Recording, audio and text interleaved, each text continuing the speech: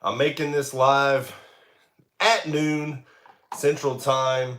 I know a lot of people are probably working right now. It's Friday afternoon, but I just wanted to make a video and just go live and get my live reaction to a lot of Florida Gator news that's came out the past couple of days and give, I guess, my thoughts on this upcoming weekend. In sports, you have let's see. We have a lot of good college football games that will be happening. You have Miami, Texas A&M, Penn State, Auburn. Tonight, Florida State, Louisville. Florida State is a 3-point favorite, so that will be a game I will tune into tonight. Just because I have a lot of family members who are Florida State fans, so that's always going to be fun. But so the first thing I want to talk about is, of course, the Florida Gators. If you haven't, check out this, everyone. Look at this. Got a hookup. Got a new Florida Gators shirt, and it's you got to look good. It's the game before the day before a game, so you got to look your best. You gotta look your best. I feel like this is a good look on me. Blue just looks good on me. I don't know why, but so listen. The Florida Gators play USF. It's going to be a little bit of an easier opponent. Let's just say that they're going to have from the previous couple of weeks. So USF comes in 1-1. I believe they beat Howard or some like Ivy League school. So Florida is a 24-point favorite against USF. Of course, it's at home, so hopefully that stadium is going to be rocking. It's probably not going to be as loud as Utah or Kentucky, but I really think the crowd is wanting to get the Florida Gators back in the win column. I want the Florida Gators to get out of that 500. I want them to go 2-1 whenever after their game on Saturday. So really, really excited for this weekend. And, I'm excited to see what this offense looks like after, what happened against Kentucky this past weekend. I'm hoping the Florida Gators offense gets in a rhythm, gets some more confidence. I'm hoping Anthony Richardson finds some more confidence. I think a little doubt crept in against Kentucky. And, I think his confidence was shot, in my opinion, especially after rewatching the game. I rewatched the game, and I could just tell on his face, there was some people that said, he got hurt at the beginning of the game. And, I'm like, listen, I'm not going to make excuses. He was bad. I'm not here to make excuses. He looked good. He was running fine. But, it was just a bad game. I said after the Utah game, buckle up, everyone. This is going to be a roller coaster of a season, and that's exactly what just happened. You went up that mountaintop. You were right there at that high, and then boom, come right back down. But all in all, after rewatching the game, you could tell. Florida was always in that game. Even how bad they played offensively, they were always in that game. So, if they can get everything going, if they can get the offense, in a rhythm, get that offense working the way it should, I think we'll be fine. I don't know what's going on with Naquan Wright. He doesn't seem right, let's just say. I'm not trying to make a pun, but, Naquan Wright just doesn't have that explosiveness that I've seen from him from previous years. So, I don't know exactly what's up with that. But, I'm wanting to see 7. 7 is my guy. 7's the lucky number. 7 should be the featured running back for the Florida Gators. And I know the Florida Gators, I know Billy Napier came out and said that, they're going to do the running back by committee. It's going to be Naquan Wright, Montrell Johnson, and then Trevor Etienne. Listen, I'm okay with that. And Florida they've done that for years. They've always used a running back by committee. But, man, Trevor Etienne is just different. And, if this guy ain't getting 15-plus touches a game, I don't know what we're doing. So, I expect Trevor Etienne to get 15-plus. I feel like the Florida Gators should be doing nothing but running the ball, especially in the second half. So, my prediction for the Florida USF game, Florida should win 20 by 20 easily. I should say, and I know a lot of people are, don't have the confidence after the Kentucky game, but listen, Kentucky's a hell of a team. That they fought. It ain't like, they were just, trying to let us win the game or something. Kentucky is a damn good team. They're not just a basketball school, even though they're Kentucky's basketball coach thinks they are. So Kentucky's a good team. They're I believe they're outside top 10 now, but they're a good team. Will Levis, whenever he wasn't on his back, when the Florida Gators defense wasn't getting after him, he made some good throws. He did enough for his team to win, and on the other side for Florida Gators quarterback, it was just a bad day. Third career start, but he's had plenty of playing time. To not have a game like that. He had a 3.8 QBR. That's bad. I don't care if it's your first start, second start, third start. If you've had just a little bit of playing time, a 3.8 QBR is bad. So but I do not expect him to play like that at all against USF. What's up, Matthew? What's up, Matthew? So, this was not a scheduled live, but hey, I got 20 people. I appreciate everyone that wants to tune in. Just come and tune into my channel, hearing what I have to say. But I act a little now and then, and I guess some people get a laugh out of me here and there. But man, I appreciate everyone that tunes into this channel. I talk a lot of Florida Gators. I'm wanting to talk more about sports, and I think even Florida Gator fans are wanting that. They want me to talk about other teams. I'm actually going to get into Georgia, the Miami Texas A&M game, the Florida State game. I want to talk about those games and the reason why. Because I think it's going to be, it doesn't look like college football this weekend is like headlining. There's no number 5 versus number 3. But I think there could be some unexpected games that people are not looking at. So, I'm really excited for this weekend for a couple of games. I'm really excited for the Florida State-Louisville game. I think that's going to be a good game. I'm wanting to see if Florida State, this will tell me if Florida State is somebody to look out for whenever Florida faces them in November. So really excited to watch that game. I'm just really excited for college football in general, in my opinion. That's just me. But what's up, Ashton G? I'm going into the comments. It was taking me a second to get my computer loaded up. But what's up, Brian Carter? He says, AR, 1 step forward, 2 steps back. Definitely not worthy of higher than a 4th round. Better put in work.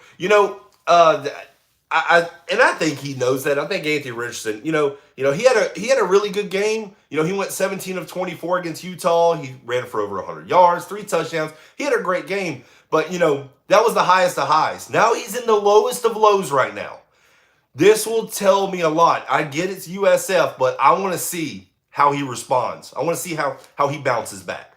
I have no doubt in the Florida Gators defense. Now, if you saw my thumbnail, Ventrell Miller, starting linebacker for the Florida Gators, is going to be out against USF. That's not a big hit in my opinion. I think the Florida Gators, at the linebacker position, then they have some other guys. You got Scooby, you have Shamar James, the true freshman. I think you got some linebackers that will be fine against USF. I'm hoping Ventrell Miller does come back against Tennessee, when Florida faces them in week 4. But, Ventrell Miller is not a huge loss against USF. But I think the Florida Gators are going to be fine after that injury. Now, Michael Tarquin, starting offensive lineman for the Florida Gators, he will be out. I believe it's a leg injury. So, that's a bit of a hit, because the Florida Gators offensive line, for years it's always been ridiculed, and it's always been, kind of a joke, I guess. Just never a good offensive line for the Florida Gators. And I said it before the year began. The Florida Gators are going to have a really good offensive line this year, and they do. That's why these running backs are getting carries 4 or 5 yards before they're even getting touched. And losing Michael Tarquin, it doesn't seem like it's a long-term injury. I think it's more I'm not gonna say precaution. I think he would, even if it was Tennessee, he'd probably be out. Because he was down for a little bit against Kentucky. So hopefully he gets better. But now that's some bad news on the injury front. Now let's talk about some good news from the injury. Jaydon Hill, He was starting corner previous year. He is actually back at practice for the Florida Gators. That is huge news. Tore his ACL last year in 2021. So having him back in the secondary is huge. Listen, the Florida Gators secondary is really good right now. Jalen Kimber, you got Devin Moore, you got the safeties in the backfield, you got McMillian. I mean, the Florida in the secondary are are, are set. I would say set, but if you add in Jaydon Hill, I mean, holy cow, he's a good player, and so that's good. Now I don't know when he'll, it'll probably take a couple weeks for him to get in game shape and all that. So I don't expect him back against Tennessee or nothing like that. But man, having him back at practice, I've been eyeing that. And that is great news. Whenever I heard that, I really like that. So really, I get it's week 2. Is even though Michael Tarquin and Ventrell Miller, they're injured. I think Arliss Boardingham, that's another injury, but not huge injuries. So like huge impactful injuries, like Miami, when they face Texas A&M, they're going to be without their starting wide receiver. No, nothing like that for the Florida Gators right now. So hey, let's knock on wood for that. But hey, listen, when Florida plays USF, I think this should be a take it out on someone game, in my opinion. I think it was embarrassing for the offense. And I don't think anybody's going to disagree with that. I don't even think Billy Napier knows that. Anthony Richardson knows that. The whole offense knows that it was embarrassing. So and I think this is let's just take it out on someone. And I think USF's in that way, and I think Florida Gators take it out on them. I can see the score 41-13. The Florida Gators defense has played so well. I don't see them giving up 20 to USF. So I'm really excited to see what Florida. I just want them to just go in there and dominate from start to finish. That's what I want. I want them to dominate all night long. All night long. I believe the game is at 6:30 Central Time. So, man, I can't wait. Let's see. Thank you, Blake. Always good show. Go Gators. Thank you, Brian Carter. I appreciate it, man. I appreciate it. Texas A&M will lose to Miami, and I hate Miami. That's Brian Carter. You know what? I'm not 100% on that. If now Texas A&M just made the quarterback change, Haynes King. I never liked Haynes King whenever I looked at him, to be honest with you. I was like, I don't see this guy being what they think. Now, Texas A&M's putting in Max Johnson. We're all familiar with Max Johnson, the former LSU quarterback. So Texas A&M's putting in Max Johnson. Now, when you switch out quarterbacks like that, sometimes that gives a boost to an offense. Devon Achane, will he be the running back, that's going to go for 100 yards? He'll get a boost, now that Max Johnson's back there. He's a veteran in college football. So, that's going to be an interesting game that I will be definitely tuning into. So, but that's like one of the bigger games of the weekend. Miami, Texas A&M. I could care less which of them win.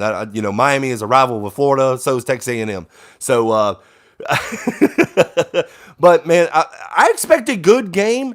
Now they're making that quarterback change now, and with Miami without their top wide receiver, but Tyler Van Dyke on the other side for Miami is a dang good quarterback. So I see it being a good game. I don't know. I can't remember where it's at. I can't remember if it's at Miami or if it's at Texas A&M. Now I got to look at that game. I was talking Florida, but now I switched to Texas A&M. Let's see. Oh man, that's one of the games that I can't wait for. That's at 8:00 too, so it's a later game. It's in College Station. That's the 12th man. And oh wow, Texas A&M is a 6.5 point favorite. Matthew Walker, yeah, hey, I appreciate it, buddy. But man, 6.5 point favorite for Texas A&M. Is that because Max Johnson's the quarterback now? I would say I get home field advantage is huge, but low key A&M is rivals. I see that, Tudor. I see that. Yeah, I mean, especially now, especially now. But man, 6.5 point favorite. Man, I just can't. I don't know. I mean, I don't know. I don't know. That's weird. Okay. That's crazy to me. Let's see. Still not convinced. Let's go into the chat real quick. Sports will play. Are we still in the running for an SEC championship appearance? We're still in the running, but it's going to be tough now with the loss against Kentucky. So you always have hope, but the percentages went down whenever Florida lost to Kentucky. But hey, what is it? So you're saying there's a chance? I'm saying there's a chance. It's not a great chance, but yeah. Right now, if I had to say, that Florida's chances of making the SEC championship game is probably, oh god, 3 to 5%. I hate to be like that, but I got to be honest. Let's see. Let's see the games at College Station. Outside other teams making plays at tight end, not worried about our DBs. Better get better because Georgia rolls out a lot of tight ends. That was one of the predictions whenever I talked about Florida versus Georgia in my schedule prediction. I said it's going to be trouble with the Florida Gators linebackers against Georgia's tight ends, and you see them, the tight ends for Georgia right now. But listen, we'll talk about Georgia. I don't want to talk too much about them whenever they play Florida. Now, I do want to talk about Georgia's weekend, Saturday. I think a lot of people are overlooking this game.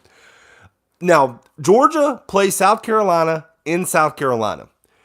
That's a game I'm interested in. It's a noon game. It's 11 o'clock Central Time.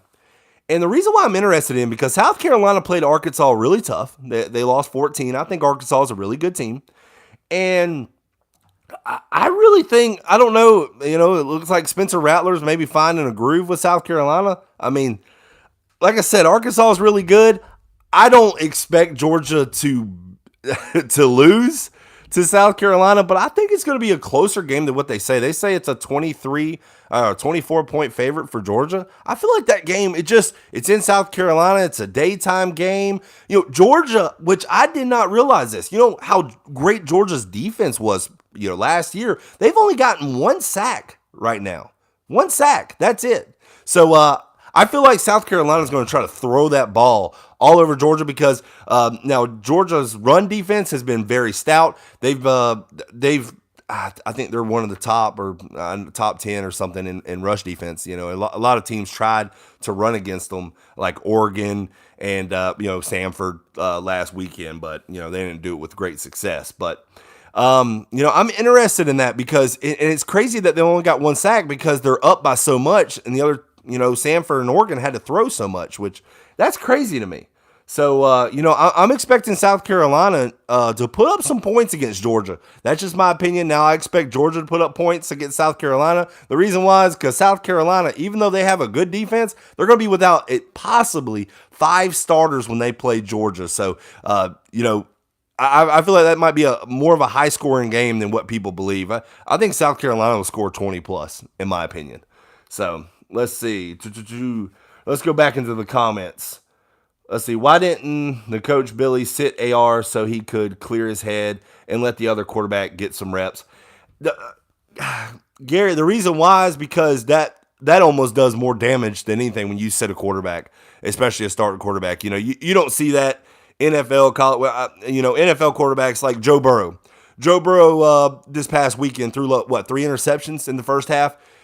He's already, he's in his head, but you're not going to bench him. You let him play it through. Let him try to do something. Maybe something will happen, something will click, but you don't take out your starting quarterback. He is having a bad game, yes, but you take him out whenever you're like, you've seen enough where you feel like you need a change at quarterback, maybe that game and possibly in the future. But that's why they didn't take him out, is because there's no one behind AR or during that game that they believe that could take over the offense and, do something else. But, I never really thought about taking AR out of the game. And that's just because of confidence level and I get for that game, you want that, you want to take them out so somebody else can maybe have something else, to offer. But long term, that really hurts a quarterback, because what that shows for the quarterback is the coach has no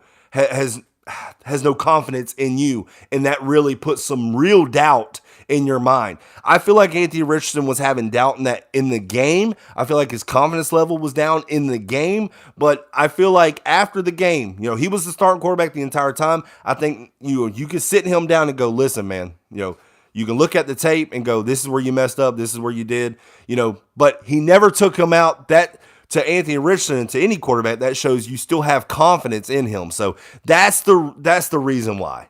Let's see, just a few minutes to clear his head. I don't even know. I get it, because it was bad. You could see it in his face. You could see on Anthony Richardson's face when he played Kentucky that his confidence level was a little shot. Oh, Daniel's in the chat. Daniel's in the chat. It was only a matter of time. Daniel was in the chat. Let's see. Even playing Samford and allowing 3 tied down, that's real good. And only let 3 points in 2 games. That's good. What other team in college football only has 3 points allowed?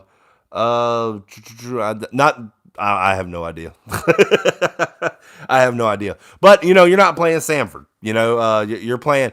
So the thing about South Carolina is you're playing. Now you're going to be playing the best quarterback. You're not playing Bo Picks, who about threw 4 interceptions. Now, Oregon, actually, if you look at it, Oregon was moving the ball well. It was just Bo Nix was being dumb for Oregon. So I don't know. I don't know if it's the Taco Bell. I don't know because what I have for lunch, but something in me is telling me that I have a gut feeling that it's going to be more of a game and more of a high-scoring game than what people believe. Because, Georgia fans and experts, they believe it's going to be 40 to 10 or 40 to 3 or something like that. I don't think so. I think South Carolina, they played a good Arkansas team. They're really good. Arkansas is ranked top 10. They should. They have proved that they're on the level of the top SEC teams right now, or just, kind of on the outskirts. And I feel like if South Carolina gave a decent performance against Arkansas, I feel like they could put up some points against Georgia. And if Georgia's having a hard time rush the passer, I feel like they could put up some points against Georgia. Let's see. I say South Carolina gets 10 points, 14 at the most.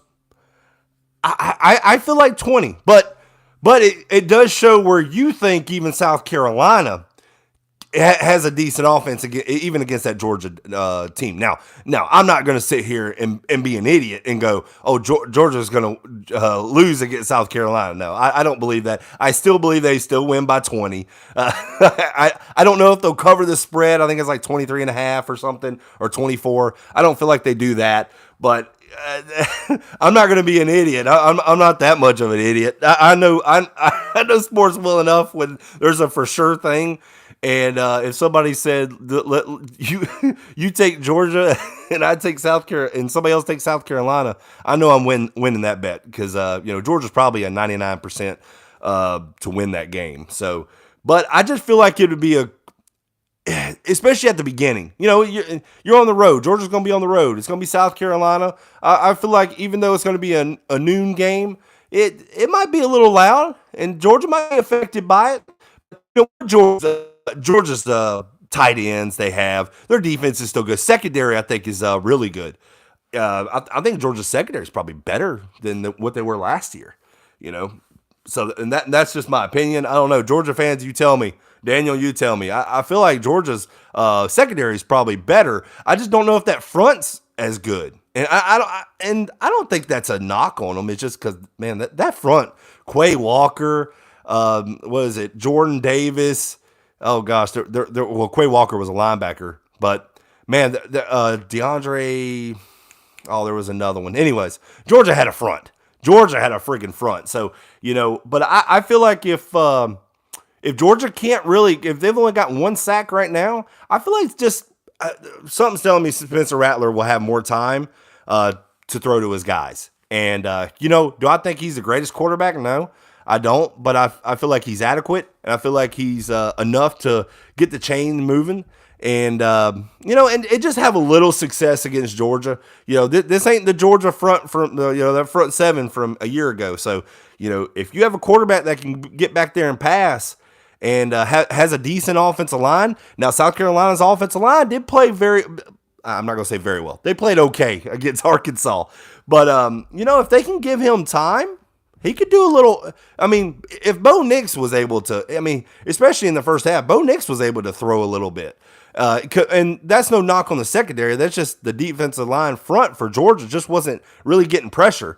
And the secondary can only hold up so long against the receivers. You can have a stud, you can have all pros out there all day, but whenever they're trying to catch these wide receivers running 4-4-4-3, and your defensive line ain't really getting pressure, that's tough on a secondary. So let's see. Florida made 3-2. We are losing at least 3 more games if AR does not use his legs for whatever reason, like he did versus UK.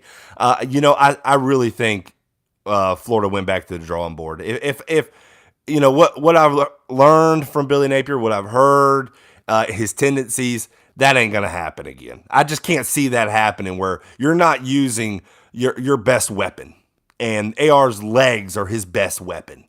And I feel like he's an adequate thrower. I feel like he can. I don't know what was going on, why he was missing easy throws, but with AR.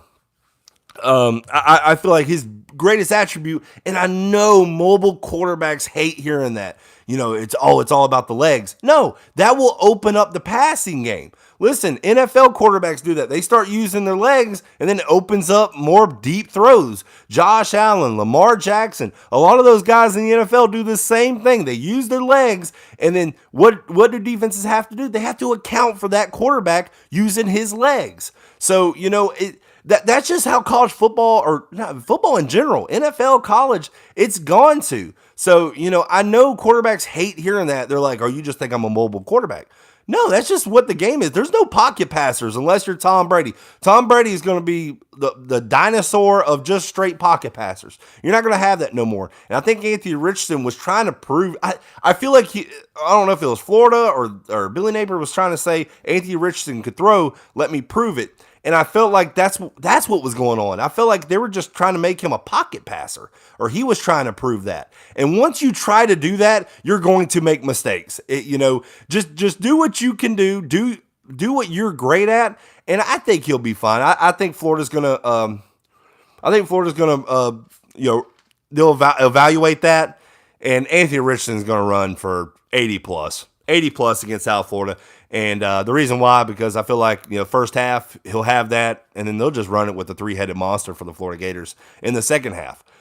So I think Florida Gators get back on track, get back to physical SEC football, just run it down their throat. That's what I feel like they should have done against Kentucky. I said that right at halftime. I said, listen, you got Trevor Etienne. He's balling. Montrell Johnson looks good, but Etienne looks really good. And, Trevor Etienne only had 9 carries. That's unacceptable, in my opinion. Montrell Johnson, he had 7, I think it was. So, that's not good when you have 2 really good running backs. But I think Trevor Etienne needs to be featured a little bit more, in my opinion. Listen, I'm not no running back expert, but I've seen enough football to tell that guy's pretty good. I'm sorry, and I think a lot of people will agree with me. They go and look at Trevor Etienne, they go, that dude's really good. Montrell Johnson, he's a bigger back. He could be, you're tough when you need a 1-yard run, a 2-yard run, a 4th and 1, a 3rd and 2. He can pound it. There's nothing wrong with that. Because he's like that, what somebody said, he's built like a Fred Taylor. He's 6'1", 6'2", 220. Trevor Etienne's like 5'7", but he's like 217, and he moves the way he does. I feel like Trevor Etienne, and the reason why I feel like they should go feed him more. Go ahead and do it now, because, man, this is the day and age of transfer portal. If somebody's not happy, they just go ahead and pop in the transfer portal. And those kind of things scare me when you have a good player like a Trevor Etienne. So, man, I'll tell you what, he just reminds me. And, I'm a Jacksonville Jaguar fan, and I follow Travis Etienne, his brother. Man, I don't know if he's probably better than when his brother was whenever he was a freshman at Clemson. So, Trevor Etienne, just the way he moves, you could tell.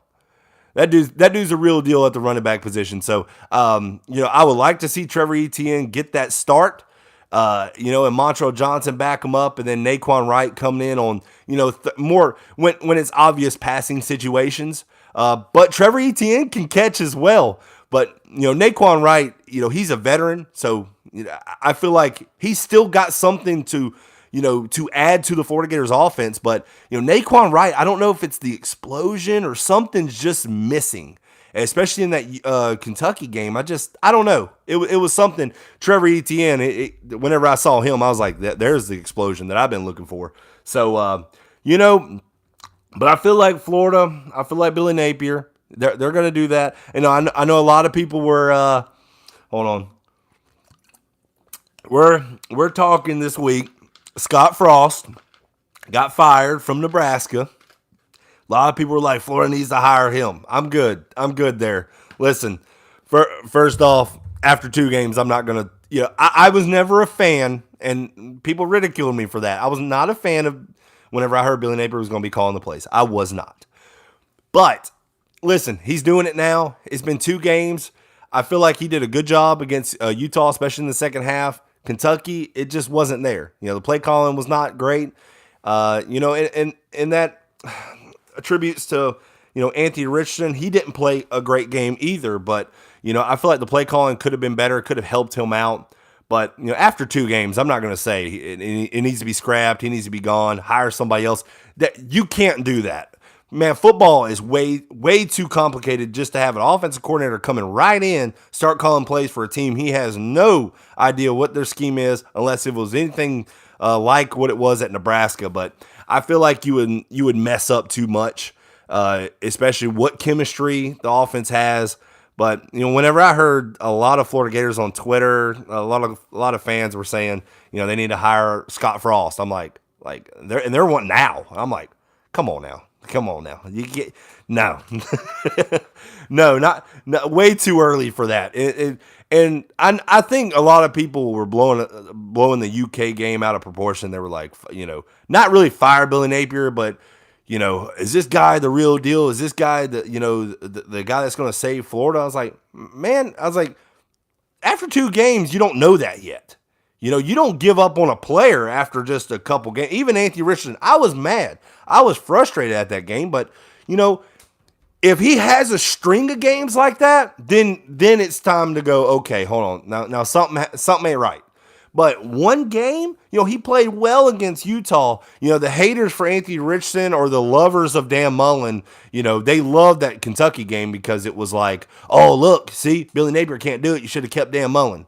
There were so many of them people that I was like, oh my God. I was like, they're frustrating me.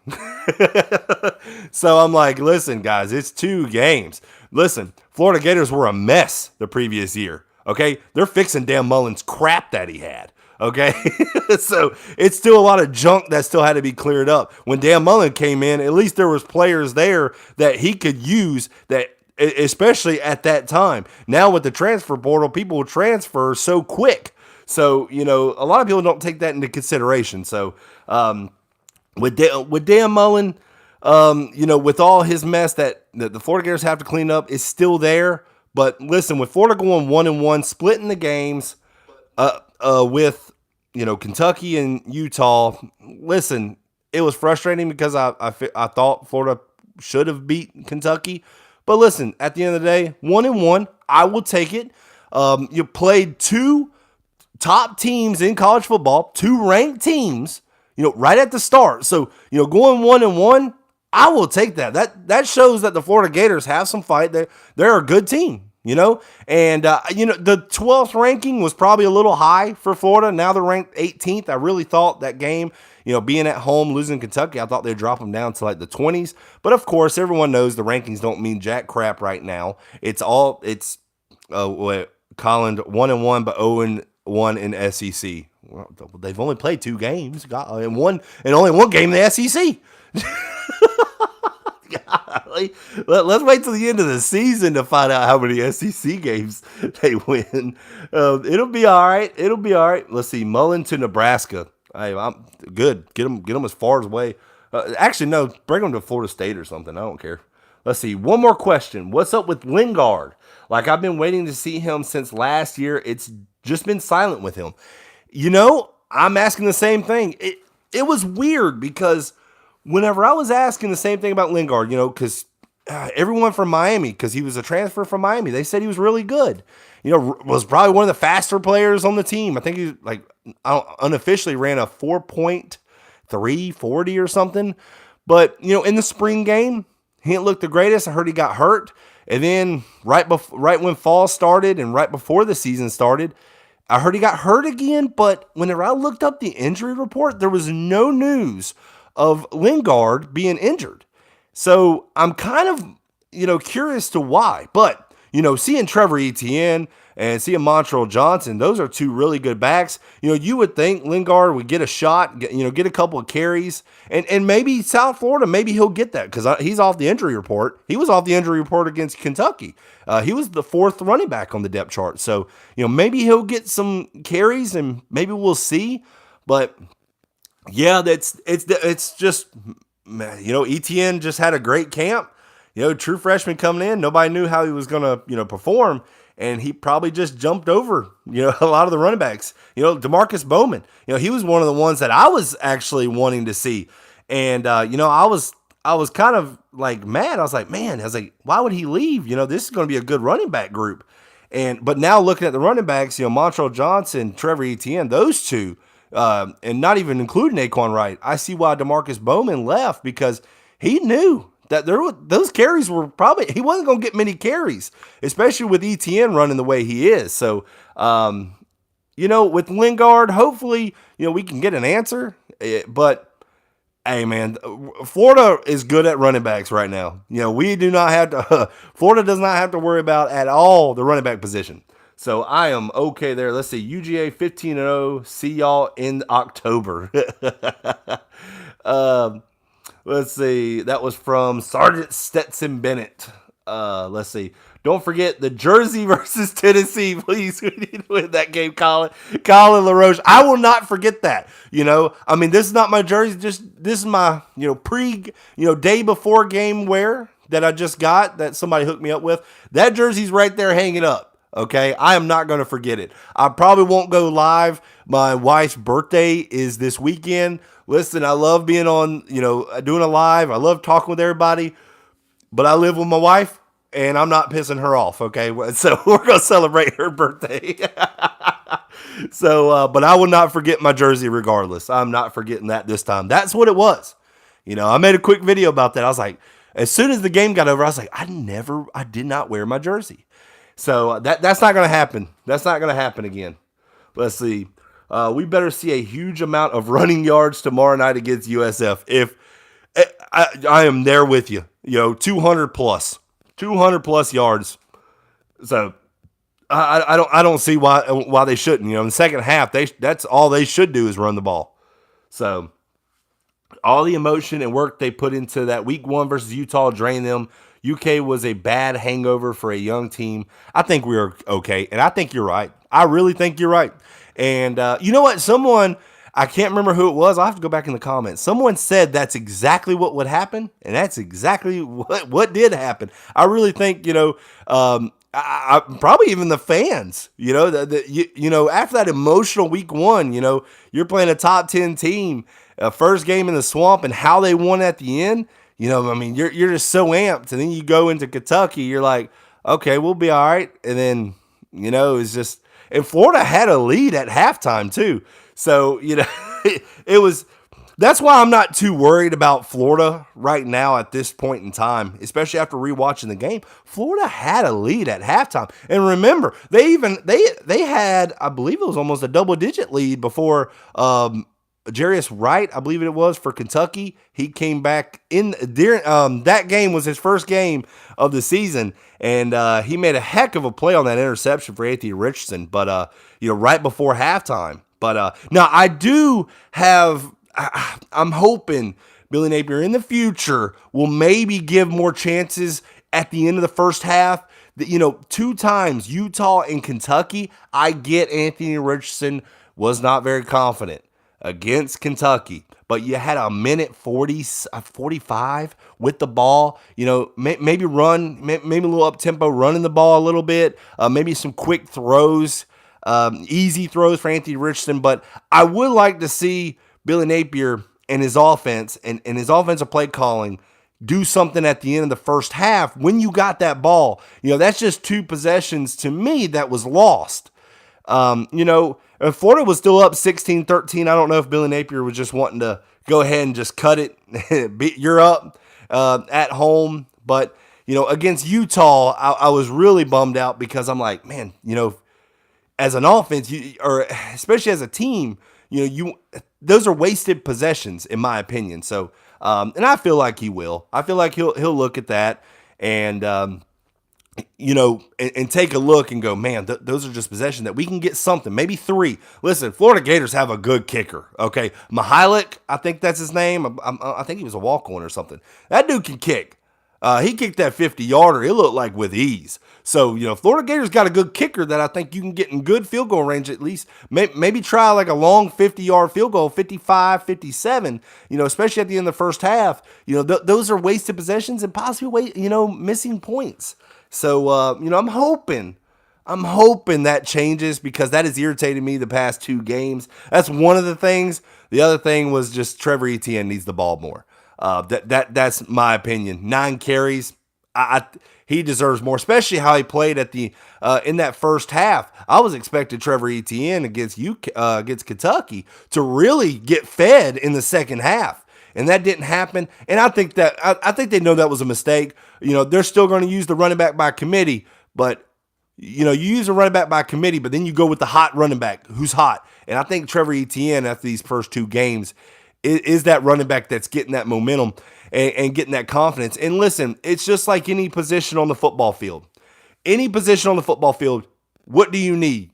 Wide receiver, quarterback. Man, the more reps you get and the more you get, the more confidence you get built up. Now, it could go the opposite way if you get more reps and you're just doing bad stuff like Anthony Richardson. He kept going, he kept forcing, he kept doing stuff that, it just made him snowball. But, if you can get a running back in rhythm and just, man, feed him, a lot of college teams do that. They feature one running back and they use their other backup running backs here and there. But, man, if you can get a good running back and get him in rhythm, man, that's scary. That's a running back you have to look out for. And what defense will tend to do is start creeping up, and that helps out your passing game. And I've seen that numerous times. Florida State, Ohio State, they've always featured a running back, a really good one, and that's opened up their passing game. So, I like the running back by committee has its pluses. But the negatives are you don't get into a rhythm. No running back really gets in that rhythm. And as running backs, if you ask any running back, they need that, double digit, 13, 12 carries to start getting to a rhythm, to start feeling out, what they're doing defensively, what stunts are they running, what defense, what scheme, and once that running back figures it out, those holes start getting bigger. Those lanes he starts, seeing the lanes a lot better. So, there's pluses to having a featured running back. And so, I don't know if that will change over time, but, I really think the Florida versus USF game, it needs to be a confidence booster. If you go in there and you're sluggish and you win by, one possession, or don't play as well, Florida's got week 4 to Tennessee. I know a lot of people hate hearing that. Everyone hates Tennessee. Their colors are awful. Okay, I get it. Okay, but Tennessee, they're doing well this year. They were one of them tricky teams you didn't know about. Preseason. So Tennessee it's gonna be at Tennessee. It's gonna be in Knoxville. So was it Neyland Stadium? I think that's what it's called.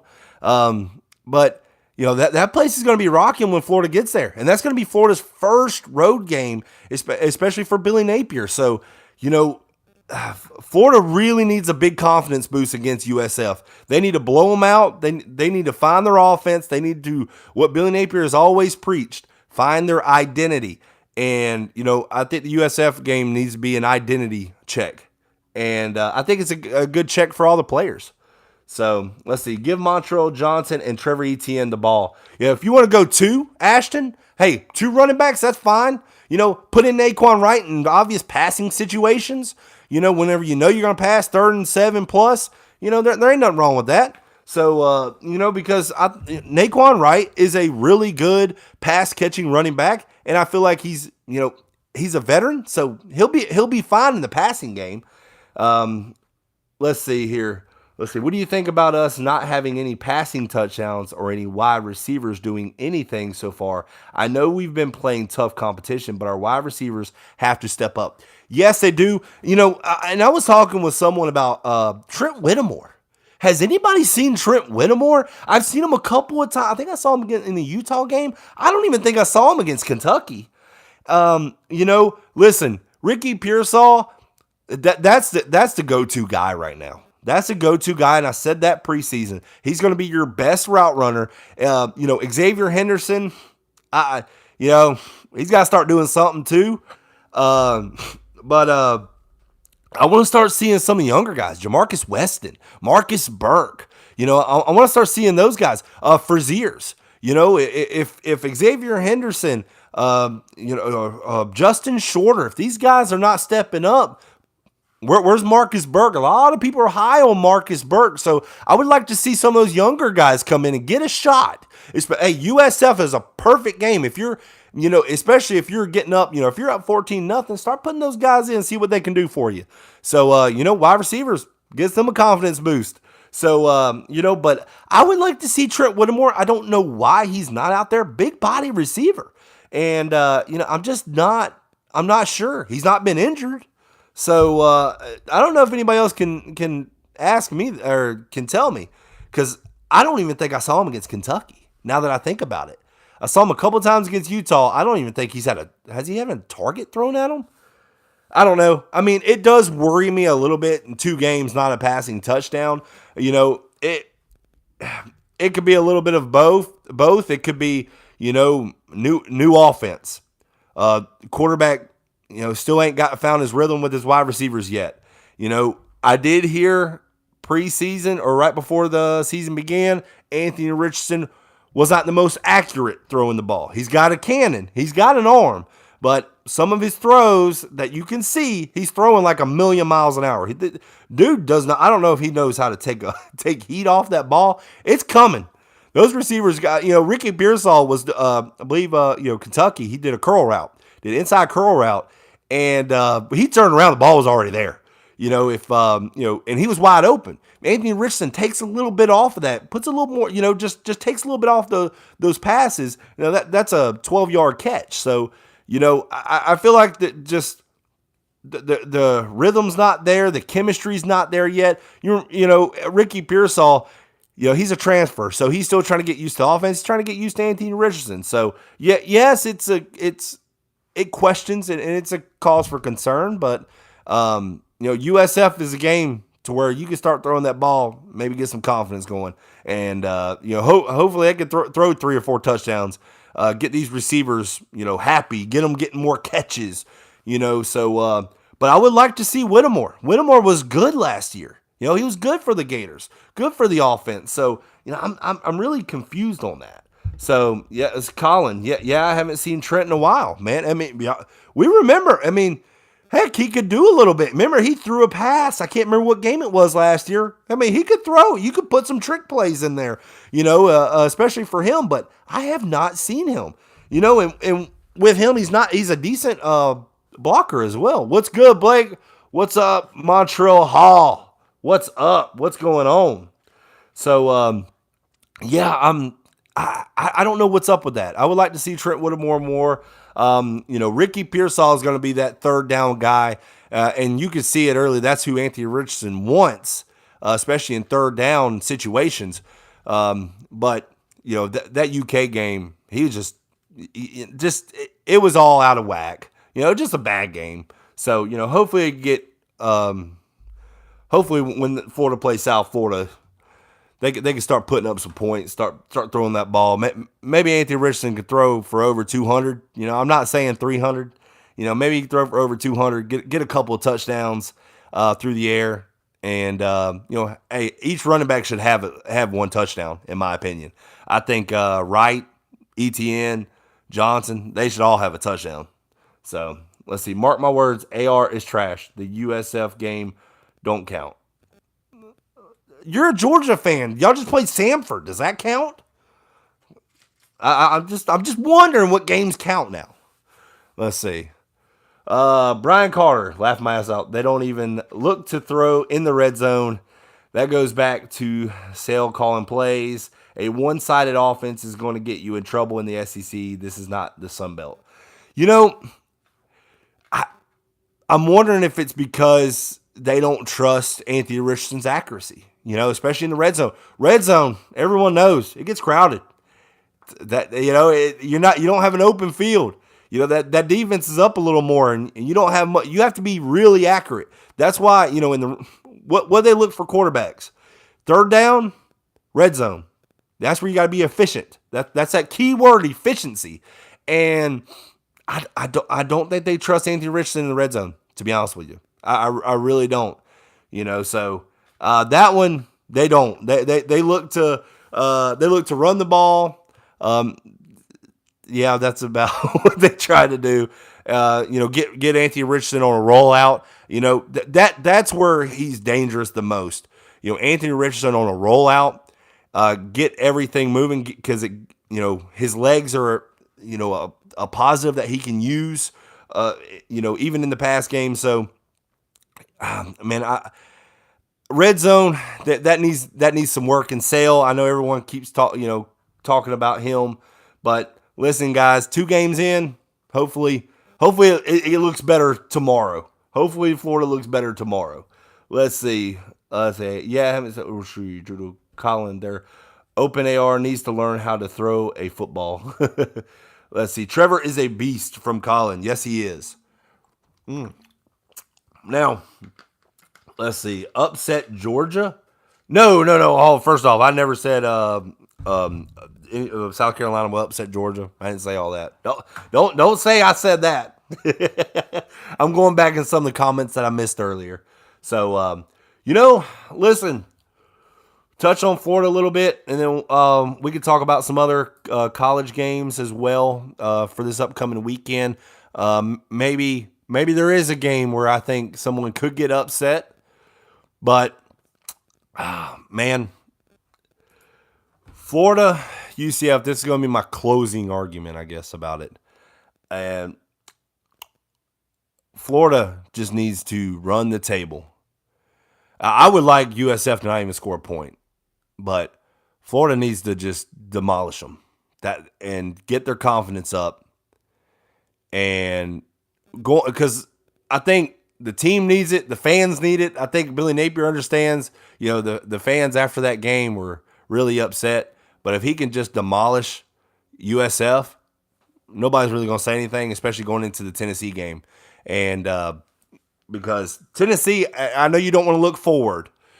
You don't want to overlook USF. Listen, USF they still have Division I players, okay? I'm a guy that it's college football. Anything can happen. Alabama almost lost to Texas. I've seen Georgia Tech give Clemson a run for their money. Clemson's a top 5 team. Are they? I don't know about that one. But, but it's college football. Appalachian State has always been that team for the past 15 years that give any team a run for their money. But, USF has Division I players. So if you don't come prepared, if you think you're just going to steamroll them and just, hey, we're going to take care of business, listen, South Florida, the Florida should destroy them, but you can't look ahead. So I really hope Florida is game planning for South Florida and South Florida alone. They're not looking ahead to Tennessee. They take care of business against South Florida. My prediction, 42-13. I think that's what I said earlier. That's what it should be. I think they should beat them by 25 plus. So that's just my opinion. Let's see. Let's check out the comments for a little bit more. I know we're talking about Florida, so people want to chime in about it. Daniel Rivera back in the chat. And we got 54 people tuning in. Appreciate everyone checking this channel out. If you're a Florida Gator fan, that is awesome. If you're not, hey, I appreciate it. I will talk about some other teams here in just a minute. But, of course, as a Florida Gator, fan, I got to talk Florida first. But let's see. Sunbelt Billy. We're back to the Sunbelt. Sunbelt Billy, I saw his Sunbelt championship game with the Cajuns against Appalachian State, and it was a real close game. Yeah, I mean probably, but they're both pretty much scouting the same players. So let's see, Brian Carter. That's not a good sign if they don't trust him, bud. He has to make plays for us and his future. Yeah, and he's alluding to what the offense does not trust Anthony Richardson in the red zone. I you know Anthony Richardson right now, he's not a very accurate quarterback, and in that red zone, you have to be accurate. And he damn sure wasn't against Kentucky. But no, they don't. I think they use that. But the bad thing is, you also got to use what Anthony Richardson is great at in his legs. And I don't believe he was hurt. I believe he might have got, banged up at the beginning, but I don't think he was hurt. See, or injured. See, what they always tell you, are you hurt or are you injured? There's two different things. So I believe Anthony Richardson was hurt, not injured. I believe he was hurt because the game wasn't going his way. Yeah, he got nicked here and there, but he was never injured.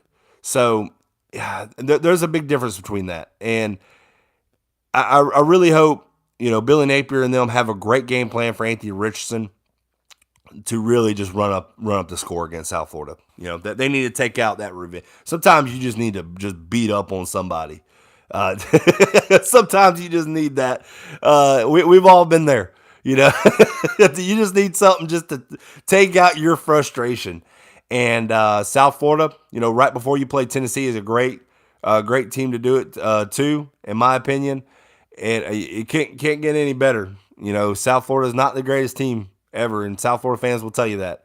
So, especially going to that Tennessee game, guys, scares me a little more now. I know a lot of people will hate hearing that. Tennessee, Hendon Hooker, good quarterback. If you have a good quarterback, you're always going to be in the game regardless. I think Tennessee, Hendon Hooker, good quarterback. Tennessee's ranked in the top 15, I think now, which the rankings or whatever. But I feel like they're a good team, and in Tennessee, that game's going to scare me. But I need for myself. I need Florida to play so well Saturday that I have some confidence before I make a better prediction.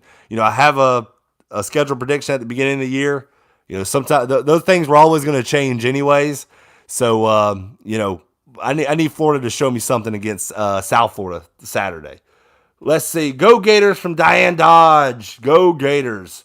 Let's see. Everyone last year beat up on Mullen for not playing AR. Mullen knew he was not ready. The sky is the limit. He is learning. Have patience. Yeah, I mean, he wasn't ready. And, he wasn't ready the year prior. Some guys just take time. Florida fans, we all know there was one guy that sat around for a while. Sat around behind Felipe Franks. Sat behind some other quarterbacks. Turned out to be a second-round pick for the Tampa Bay Buccaneers. Kyle Trask. Sat behind for a while. Okay? And, he just needed time. Some quarterbacks just need time. Some quarterbacks just can't, boom. They can't. Some quarterbacks can just pick it up. You'll see these true freshmen coming right in. Look, Quinn Ewers for Texas. He's just different. And some of those guys can just pick it up. Quinn Ewers, he got injured, but I could tell that dude was about to throw for 300, 350 plus against Alabama. And, those guys are just different. And they could just pick up on offense. They could pick up on everything real quick. And, some guys like, maybe Kyle Trask, he needed time. Anthony Richardson, he needs time.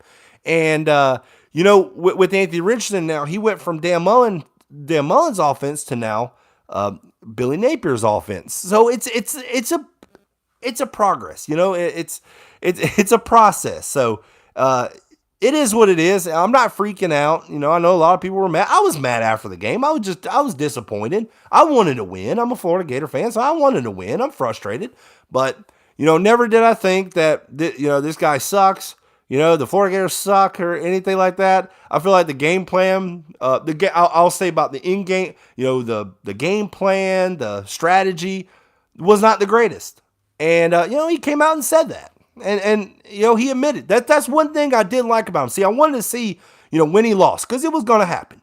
When he lost, what did he say? He didn't put point blame at anybody. He didn't say, it was because of this. It was because of the refs or something like that. He pointed blame at himself, and that's what I wanted to see. I wanted him to blame himself, and that was the right thing to say.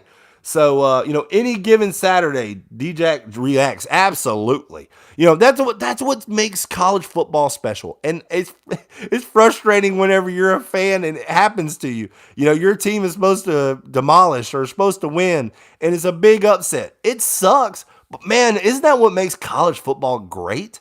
By the way, I don't know if Florida Gator fans heard this. I just looked at it a bit ago. Did you hear that the entire Florida Gators offensive line signed an NIL deal with Sonny's Barbecue? Those monsters are going to be eating well. I don't know if that's a good deal for Sonny's because Florida Gators offensive line is like 320 plus, but those guys are going to be eating some barbecue, okay? I just saw that right before I went live. I think CBS reported it. I was like, holy cow. Let's see. Need more RPO. I feel like that's what that whole offense should be one is the RPO. I feel like run pass option is really, that's what is going to make Anthony Richardson showcase what he can do. Because that gives him that he's perfect for the RPO. He is perfect for it. The whole offense is built. The RPO, everything that is Anthony Richardson. So let's see, Sonny's some good stuff. Hey man, it is.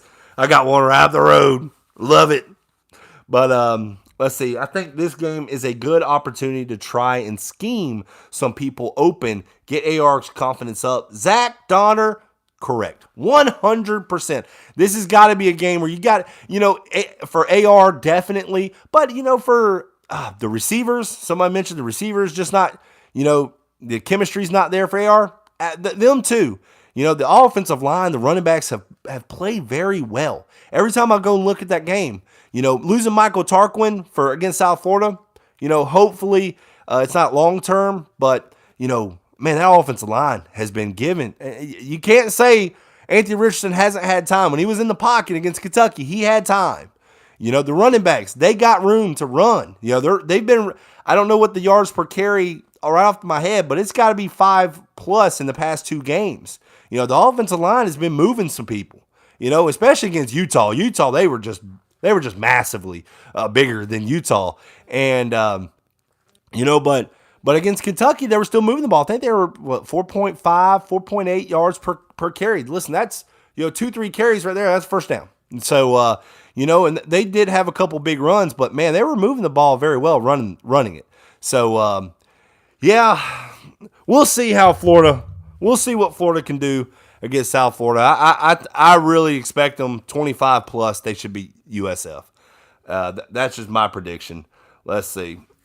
Let's see. Let's go back at Brian Carter. I'm not sure who USF brings back, but AR did go off on them last year. Hope they let AR do what he did last year so he gets his mojo back.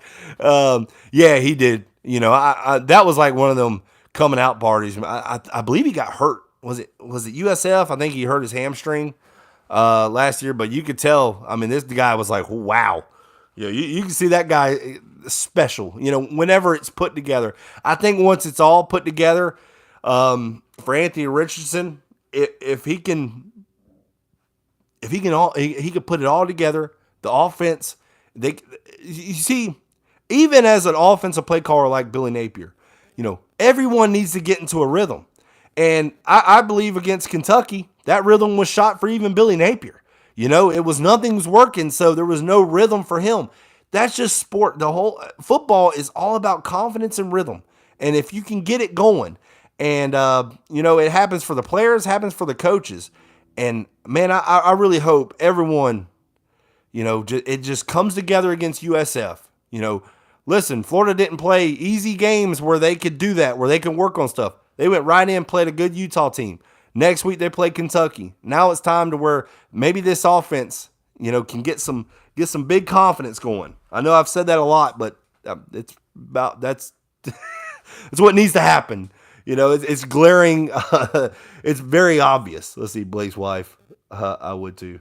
I don't know. Let's see.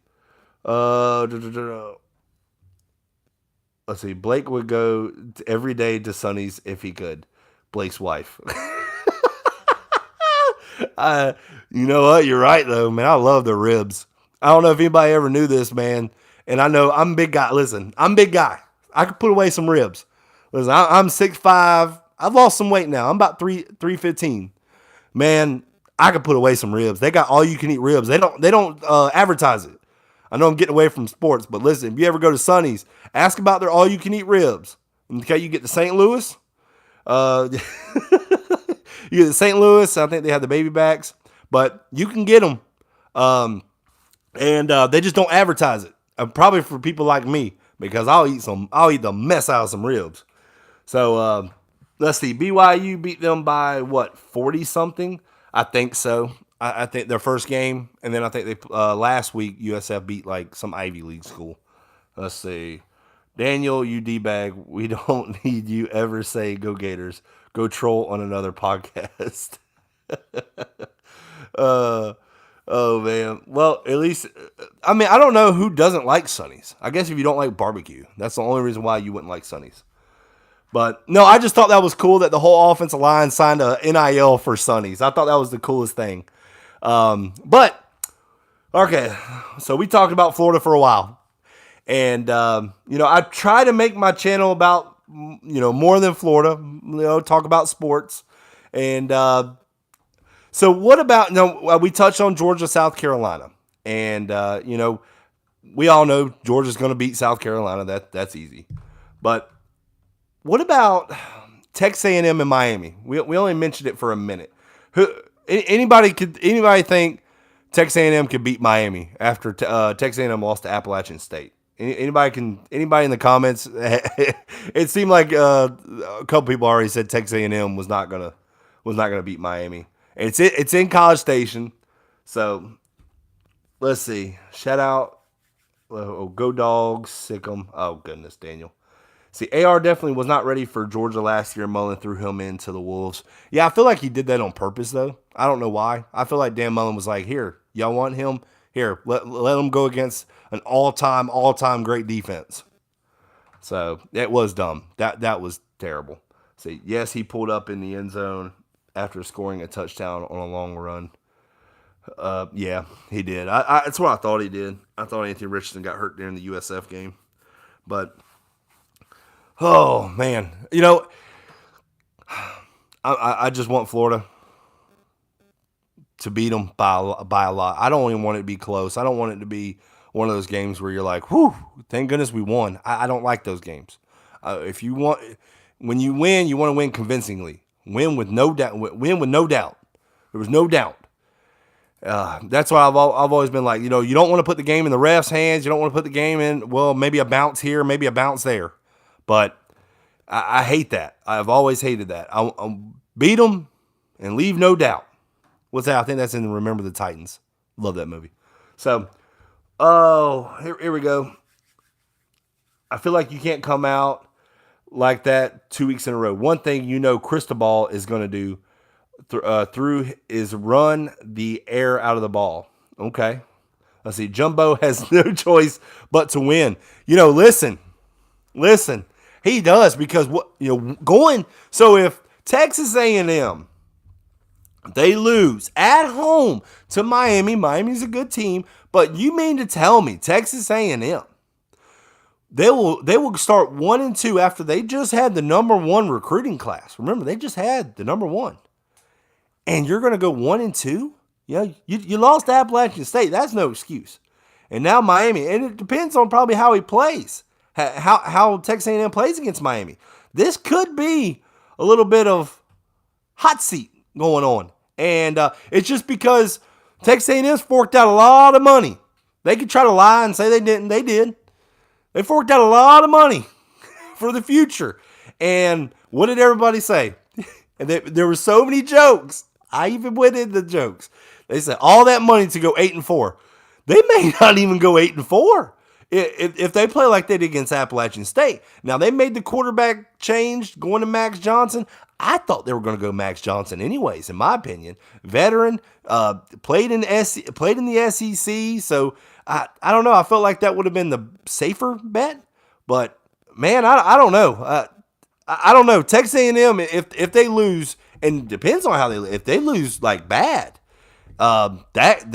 Jumbo may be Gano. Let's see. Texas A&M still have the talent advantage. They do, but Miami's got the better quarterback. See, when you have that quarterback, Tyler Van Dyke from Miami, good quarterback, still trying to learn the system from Mario Cristobal. So that's going to be something to look out for. Now, Miami's going to be down their top wide receiver. So that's going to be an interesting game. That might be a game. I think it's at 7. I don't know. I know Florida plays at 6:30. No, I think Texas A&M they play at 8. I may go live during that game because I think what I got to do on Saturday should be over by then, anyways. I may go live during that game and just, I don't know. We'll see. That seems like a game that, man, if it's bad, we could all make fun of Texas A&M then. Let's see. If A&M does not win, I don't know how they make a bowl game with the rest of their schedule. You're right. They got Alabama coming up. I think they play Ole Miss. See, I already had Ole Miss losing or beating Texas A&M. Ole Miss is going to beat the brakes off of Texas A&M if they play like they did against Appalachian State. So, those are two losses right there. Do they play Arkansas? They play Tennessee? I can't remember now. I had to go back and look at their schedule. Previously I had their schedule at like 10-2. There's no way I can't see it 10-2. Not how they're playing. Even their first week game wasn't good. Like it wasn't. It wasn't very impressive. So let's see. Zach Donner, watch out for my Huskies against Michigan State. Oh, okay. So that's another game I'll look out for then. See, with me in college football, I'm always looking for that big game. I'm looking for those upsets. I'm looking for Michigan State versus Washington, 6:30 on ABC. So playing in Washington, there it is. I like that. So okay, that's crazy because Washington, wow, they're actually a favorite. What? How is that? Well, okay. Well, you definitely piqued 3.5 point spread. Wow. Okay. I mean, I don't know if Michigan State's ranked. I mean, that's crazy. Even though I get there on the road, but dang, you're 11th ranked and you're, 3.5. Ooh. Okay. That's interesting. Very interesting. That Washington is a 3.5 point favorite. Now I'm going to take a look at that one. So, hey, Washington put them. They got Michael Penix Jr. He played at Indiana, I believe. I did not know Washington had him. If that's the same guy I'm thinking about. Now you got me looking. I did not know Michael Penix Jr. Pretty sure he played at Indiana, I believe it was, because he made like some ridiculous 2-point play last year. If that's the same guy, y'all gotta let me know in the comments if that's him, because I'm pretty sure it is. I don't know many quarterbacks named Penix. so that's upset alert. So we got Michigan State versus Washington.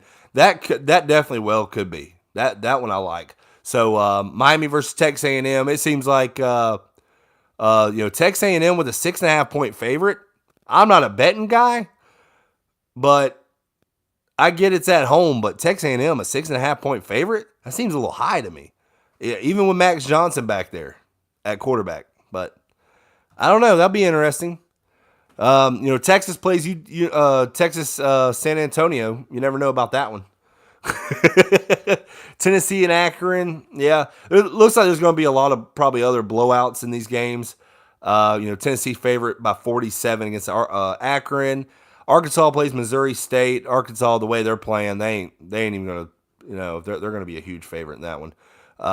There's not even a line on that one. Oklahoma State, Ohio State. Anybody now?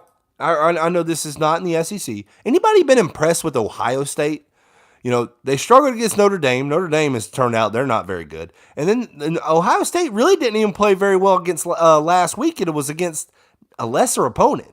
So Ohio State being ranked third still is head-scratching to me because I have not been impressed.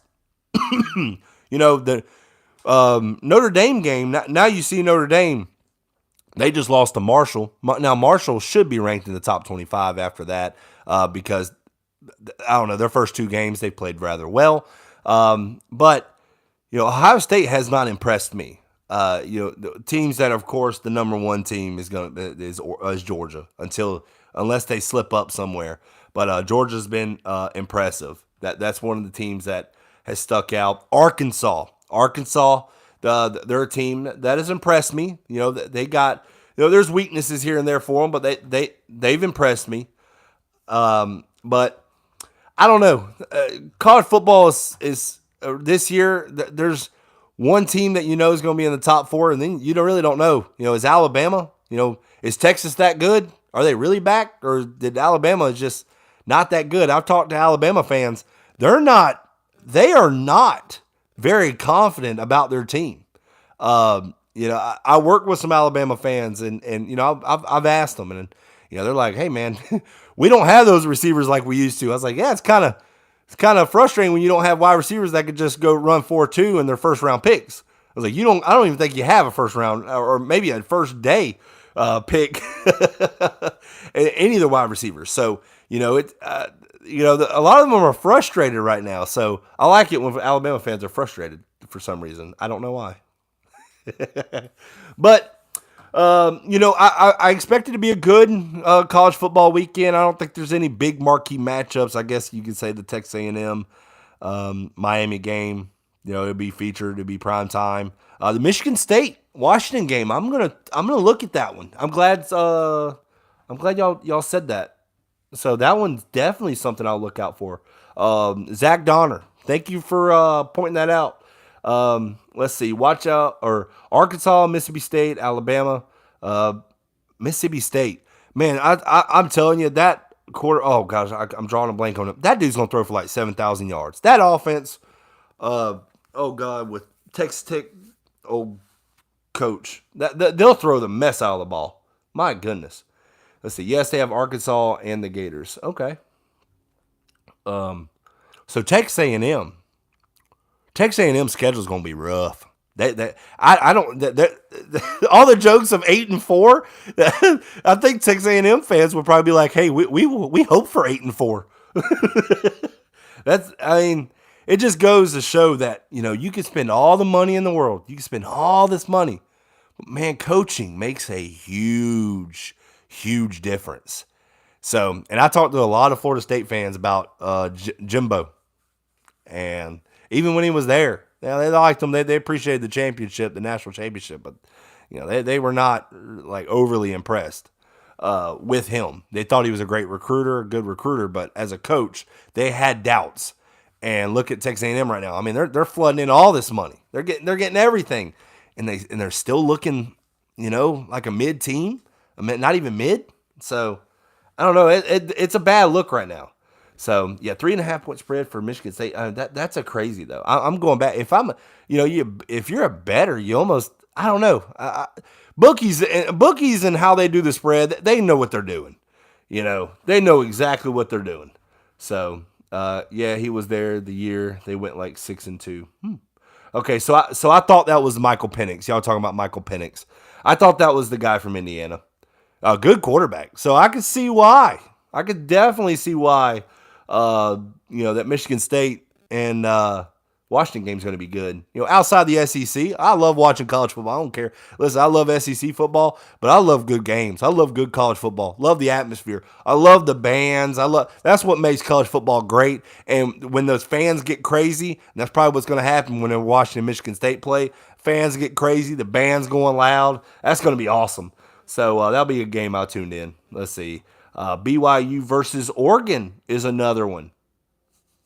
BYU should probably destroy Oregon. I don't even know why they put Oregon back in the top 25. Like, that was kind of like, come on. You can't lose that bad your first week, and then the following week, you got to show something. You got to show something to be put in the top 25. BYU will probably, I don't know. BYU should demolish them, if anything. Let's see. Michigan State opened a 1-point favorite, so maybe Vegas knows something. Man, who knows? So somebody knows something. Let's see. Rattler may show up big time against Georgia. Maybe. We'll see. I think Rattler is a good quarterback. Maybe those days, if you ever watched his high school days when he was a prick. He was a prick of a kid. Even at Oklahoma, I haven't really heard many of those stories at South Carolina. I think he's gotten a little humble. So if he's got some humbleness to him, listen, the dude's athletic. The dude's got crazy arm talent. So I mean, I don't know what South Carolina's got in the passing game. So that could be something. I don't know. South Carolina, Georgia could be something to keep your eye out on. 11 o'clock. It'll be a game that I'll just peek over to. I'm not going to say an upset. I won't say an upset, but I'll just say South Carolina may put some points. They might put some points on the board. Listen, you got a defense that haven't been giving up points to a team. Sometimes whenever things ain't going right and you're giving up points, sometimes things go downhill. I just saw it from Florida last weekend. So when things don't go right, it could go bad. So, I really think, Spencer Rattler he's talented. I just think his attitude, his ego got in the way. And I just, maybe South Carolina's humbled him. Maybe whenever he left Oklahoma. So we'll see. Listen, it's still early in the season. We'll find out. But it will be a game I'll look at. Mike Leach is a genius. I think it was Will Rogers. I don't know why I was drawing a blank, and I had a skit about him because I literally said Will Rogers was going to throw for like 7,000 yards, and I'm not joking on that. Let's see. Brian Carr says Mike Leach is a genius. A lot of people don't know how special he is at calling plays with the best of them. Man, Mike Leach. I'm not going to say he's like a great head coach or nothing like that. But man, if he was just to be an offensive play caller, offensive coordinator for anybody, I mean, just to stick with that, oh my God. Dude can. I mean, you saw it, Texas Tech. I mean, now with Mississippi State, if you're a quarterback and you want to throw the ball, go to his system. Go to his. If you're a wide receiver, go to his system because you're going to get the ball. So Mike Leach, I mean, for years and years, his offenses, they have put up yards, they have put up points. So let's see, BYU is a 3.5 point spread. Let's see, favorite. Okay, really? All right, I would have thought BYU was bigger for some reason. I don't know. Let's see. I don't know. AR threw into the end zone for both of Florida's 2-point conversions and converted. He did, and whenever I know we were talking about going in the red zone, throwing in the red zone. What was nice about that? He used his legs. And, if you're just going to use him as a pocket passer going into red zone or throwing in the red zone, I think that just it isn't going to work for him. I think what he does best is whenever he's moving, when he's on the run, and you've seen like on that 2-point conversion. And I think the one dump off, now that was a dump off to ETN that he converted for the 2-pointer. But that one to Frazier's, that was an awesome play. That was freaking awesome. I might go rewatch that again. That was actually a pretty cool play. Let's see. Just saying. No, Adam. Hey, no, you're right, man. I mean, I think with using him as just a red zone, like staying in the pocket and trying to throw, I think that does him a disservice because of how dangerous he is with his legs. But throwing while on the run, rolling out, gives him, if nothing's there, he could always use his legs. And I think what he needs to learn, another thing, Anthony Richardson, I haven't seen him do it yet, is throwing the ball out of bounds so you don't lose 4 or 5 yards, getting sacked or running out of bounds. Just throw that ball, save those 4 or 5 yards. He's done that a couple of times. I'm like, man, that's just, instead of 2nd and 10, it's 2nd and 14 or 15, He just needs to throw that ball away. You don't always have to make a play. Just throw it away. Don't worry about it. Let's see. Yes, with no really top-notch kids coming out of high school, I have made mad respect for Leach. He's crazy. Might not be the best head coach. And some people are just great offensive coordinators. Some people are just really, really good offensive coordinators. And I think Mike Leach is. It's proven. And, it can be said for, Lincoln Riley. Is he a great head coach? I think he's a really good offensive coordinator. But let's see.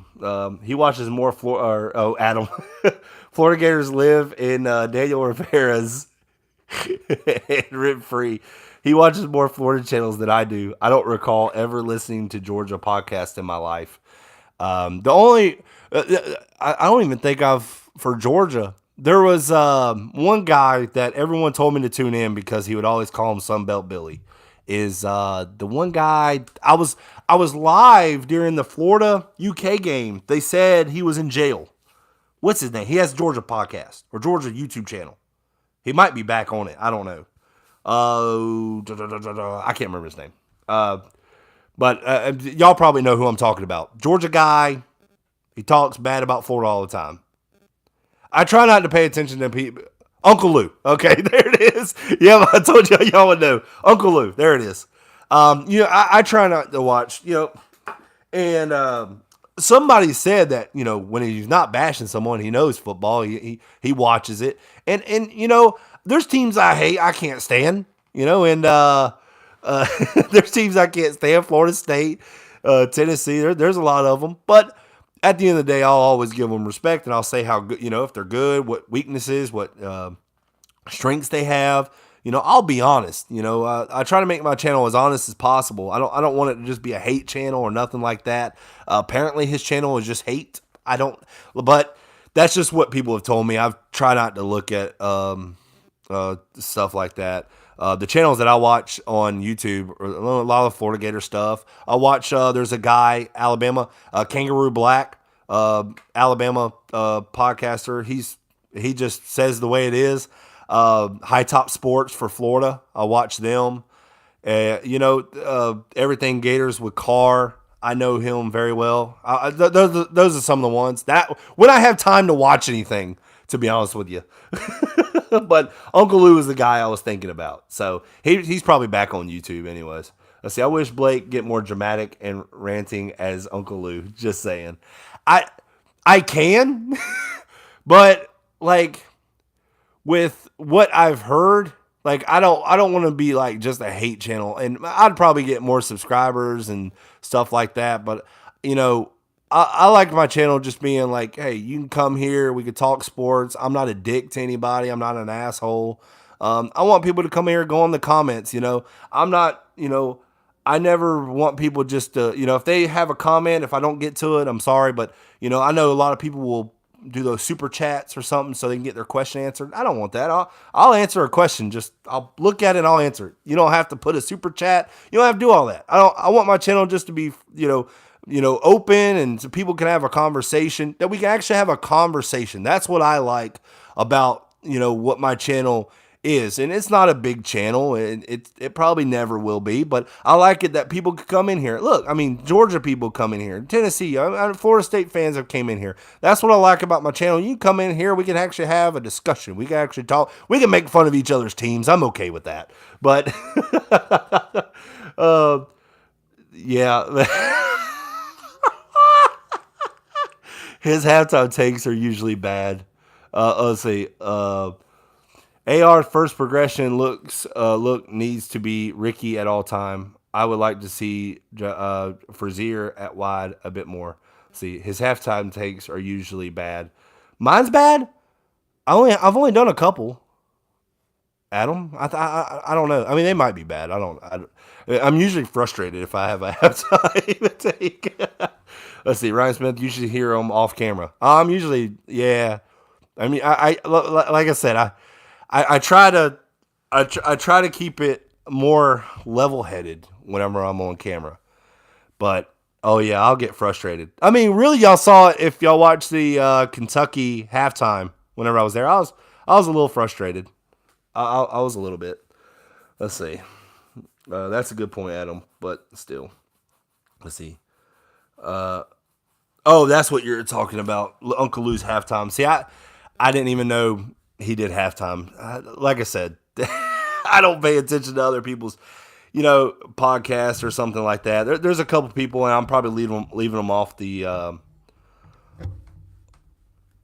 off my list. But so, and I pay attention to the other guys' channels, the other teams that are good, that will actually, when their team is doing bad, or when their team is just not doing good, they'll tell you, hey, what they need to do, what schemes, anything. They're just honest. That's why I like about people's channels if they're honest, not just like hating. Listen, I can't stand Florida State. I'll say it over and over. Florida State, I think a lot of Florida fans, their hate team is like Georgia. Mine's Florida State, and the reason why is because my whole family loves Florida State. I got too many people that I work with that love Florida State, and just them to be around. I don't know. I've had a hard time just being around Florida State fans. I don't know what it is.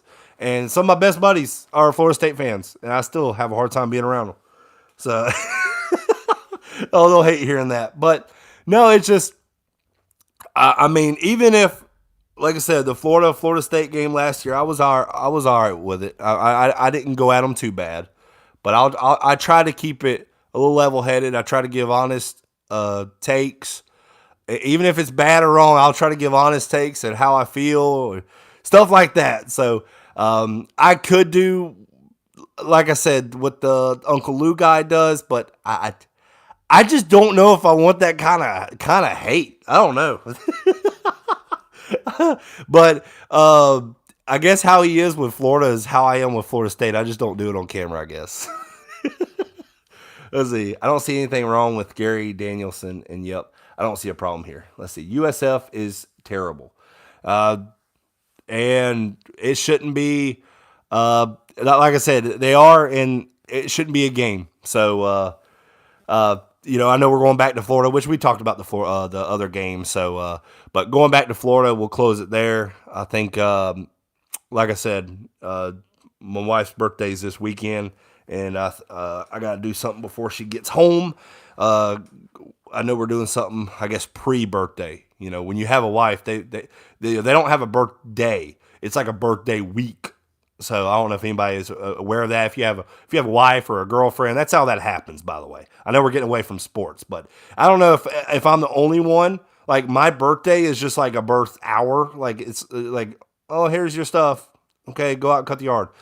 Like with your wife or girlfriend, it's like the birthday week. Like, you got to take them out this day. Oh, well, but it's still my birthday. I'm like, man, how many birthdays do you get, like, in 1 month? So I don't know if anybody else has that.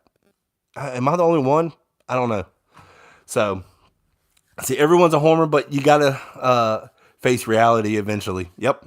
I love my Florida Gators, but sometimes, like last year, I wasn't going to sit there and like sugarcoat it. I wasn't going to sit there and go, oh man, this team's awesome. This team's great. No, I saw, you could see the writing on the wall previous year. You could tell, like I said, I knew, heard from some of the recruits that were getting recruited by Florida, knew them very well. And they were coming out and saying what was going on, The writing was on the wall. Maybe some people didn't know that who loved Dan Mullen, but I knew some other stuff that was going on that was not cool, that was not good. So, but to me as a fan, yes, sometimes you got to keep it real. You got to be honest, and that's what I like about my channel is like I'm honest. Even, I'm just gonna say what I feel, what I like, and that's the way it is. And I'll be positive. I'll be a positive Florida Gator fan. I'm positive right now. I feel like, yes, the game against Kentucky was a little frustrating, but, I feel like there's still, after 2 games, I see something there for Florida. So, I'm not willing to give it up. Listen, my prediction was 9-3 whenever I had a scheduled prediction. They went 1-1 the first 2 games. Wasn't how I thought. And I did say that it could have been flip-flop, but I really thought Florida would lose to Utah and beat Kentucky. But listen, they're 1-1, so they're on track for that 9-3 schedule prediction that I had. So everyone's so Miss Sanchez. So you're picking Louisville tonight? Absolutely. And I think Florida State's only a 3-point favorite. Louisville's not the greatest team. I think Malik Cunningham is Louisville's quarterback. They did beat. I can't remember who it was last week, but they came back and beat an ACC team, I think it was. So, it'll probably be a good game tonight. But yeah, I am rooting for Louisville. I'll be honest. Yeah, absolutely. Let's see. Here we go. Napier is Saban of G5. He will beat them somehow. Come on. Come on. He's a group of 5. He will beat the. Oh no. Okay, I see what you're saying. Never mind. I thought you were saying he was he was something else. Never mind. I read that wrong. Let's see here. Is Louisville can't beat Syracuse and they got no chance against FSU? Hey, you know what? FSU fans, even though they're frustrating, some of them have been honest with me. They're like, you never know what Florida State you're going to get from night to night. So it'll be interesting tonight. I'm definitely watching that game. So let's see. You want to hear some fan hatred? I watched a documentary on the Iron Bowl in 2011. There was an Alabama fan that was a priest who knocked out a guy cold because he wouldn't leave him alone. My goodness. I mean, Alabama and Auburn, though, they get crazy. They get crazy. So there was another fan who said if Auburn played Iraq, they'd root for Iraq. Golly. Jeez. I think we go 8-4, maybe 9-4. Let's see. I heard before the 2021 season was over, Mullen was offered a contract extension but refused it. Oh, thank goodness. Thank goodness for that. That really helped. Larry Best. Wow. Really enjoy your content. Should Napier only run 2 running backs? Thank you, Larry Best. Thank you so much. That is freaking amazing. $20, Larry Best. Wow. That's by far the biggest I've ever gotten. Like, sorry, little stuff, man. I'm telling you, that is huge to me. Wow, dude, I so appreciate what you just did, and I will 100% answer your question because I know the answer to that question. Yes. Wow. Oh my goodness, I'm still taken back. Thank you, Larry Best. Should Florida run 2 running backs? Yes, it should be Trevor Etienne, Montrell Johnson. That should be the 2 running backs that they should use. And then you could sprinkle in Naquan Wright, third down situations. But wow, Larry Best. You are the best, Larry. That is awesome. Oh, wow. That is crazy. I don't know. I'm just kind of, I kind of get that. I don't know. That means a lot. That means a lot. I appreciate that. Holy cow. Interesting. Thoughts he accepted it. Yeah, let's see. Sorry, Blake, I can't hang out on the chat. I'm at school. Go Gators. UF Shorts, man. I appreciate you stopping by. A long time guy that is. I'm sorry. I'm still kind of my head spinning. So, long time fan of the channel. So I appreciate you, UF Shorts. Let's see. Crazy Anime Gamer. I also heard that Mullen pulled a Meyer and basically stopped trying in 2021 and was planning on leaving before he got fired. Let's see. Johnson going to go off. Justin Roberts, I believe so as well. I believe Montrell Johnson. I believe that. I believe all the running backs. They should all have at least 1 touchdown. But, man, I like Johnson the way he runs. He's just a different runner. But, man, ETN, if you go with those 2 backs, man, I'd be happy. I mean, with 2 running backs, especially those 2. So, as Larry was asking, should they go with 2 running backs? I believe so. I really do. And, I get Naquan Wright. He's a third down back, and he can catch. I mean, ETN can too. I've seen him do it. And, but, man, if they can go with 2 running backs, that would be amazing. That would be awesome. So, let's see. Oh, wow. I'm so glad that he is gone. Ryan Smith. Yeah, I didn't know they offered him a contract extension in 2021. He probably didn't accept it, and he knew what his fate was, I guess. But wow, what a freaking show. Was not expecting this. I'm going to get off here. I got to take my wife to one of her 3 birthday dinners this weekend. So, some people ask questions. What do you think if Florida beats Tennessee, Missouri, LSU, A&M, South Carolina, Vandy, and FSU is a great year for Billy Napier? That would be amazing. I would love all that. If Florida beat all of them, oh, that would be amazing. That would be amazing. But ETN needs to work on ball security. Yeah, I think he fumbled twice in Utah game. I think he fumbled once, maybe twice. I know he fumbled once, recovered it, but I can't remember a second one. It might have been out of bounds or something. But yeah. And, he's still a true freshman, and he was getting used to it first game. I don't think he lost a ball against Kentucky, though, or I don't think he fumbled at all. Let's see. Yeah, I guess. See, have a great day, man. Appreciate it, Mrs. Sanchez. You going to Sonny's, Zach Donner? No, unfortunately, my wife does not like Sonny's, so I will not be going there. But it's her birthday, so she gets to pick. So I'm a gentleman like that. So I don't like our chances against Tennessee this year. Hey, you know what? I'll get into Tennessee after I see Florida versus South Florida, and then I'll see Tennessee's game this weekend, and then I'll go from there. Go Gators, Andrew Gator fan. And then I have a 6-1 going into the Georgia game. I would like going 6-1 into the Georgia game. And if we went 6-1, I would be very happy with that. I think that would be a great start. And because you're beating some good teams. So let's see. I don't know about that. So Ryan Smith, but we'll see. I'd be happy with 6-1. I would if you told me we would go 6-1. But happy birthday to Blake's wife, Crazy Anime Gamer. And I will end it with that, man. I appreciate everyone coming into this live chat. Peace out, yeah, Zach. But I appreciate everyone coming in. And again, a shout out to Larry Best. What a freaking guy. Wow. That is awesome. Like, my head's spinning for that. I've never gotten anything that big. $20 for a donation to the channel, man. That is awesome. That is freaking awesome. Thank you, Larry. You're the best. Everyone who watched my channel, you're the best. You're great. Thank y'all for coming, stopping by to my channel. We had a good time talking some sports, but guess what?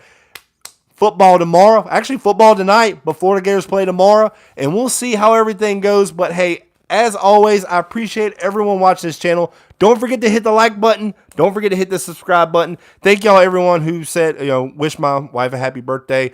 And now I get to go eat. I have not ate today. So now I get to go eat because I like to eat. So, hey, I appreciate it. Y'all have a great one.